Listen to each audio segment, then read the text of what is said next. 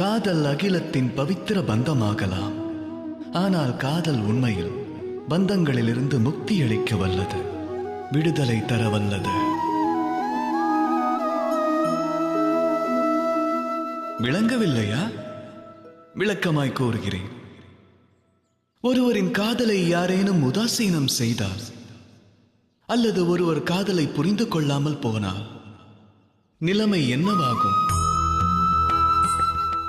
மனம் வேதனை அடையும்.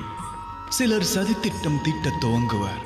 சிலர் பலத்தை பிரயோகித்து தம் காதலில் வெற்றி அடைவார்கள். தாம் ஒருவரை காதலித்தால் அவரும் தம்மை காதலித்தேயாக வேண்டும் என்ற அவசியமில்லை. அன்பெனும் காதல் ஒரு வஸ்து அல்ல. சக்தியால் அடைவதற்கு காதல் ராஜ்யமோ தங்கமோ அல்லது தனமோ அல்ல. காதல் எனும் உயர் சக்தி உலகில் எந்த பந்தத்தையும் உடைக்க வல்லது, அதே நேரம் எந்த பந்தத்திலும் சிக்காதது.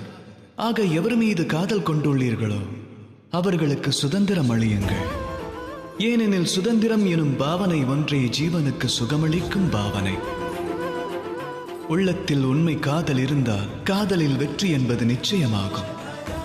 அதுவரை தூய மனதோடு காதல் கொண்டிருங்கள். சுயநலம் விலகினால் தூய அன்பு திளைத்து எழும். அப்போது மனம் களிப்புற்று கூறும், ராதா ராதா.